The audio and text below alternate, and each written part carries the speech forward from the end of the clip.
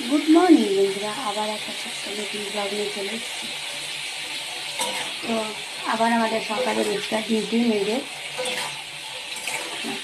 বড়মশাই কাজে যাবে, অফিস যাবে, তার জন্য খাবার রেডি করছি। এই যে এটা ডিম মানে হাঁসের ডিম সিদ্ধ দিয়েছি, এটা একটু ঝাল করবো।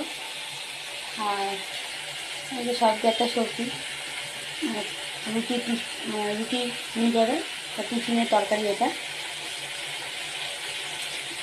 তো জানেন তো, এই যে হাঁসের ডিমটা যে ফুটতে দেখছেন তো, জলটা লাল, জানেন এর মধ্যে আমি একটু হলুদ দিয়েছি।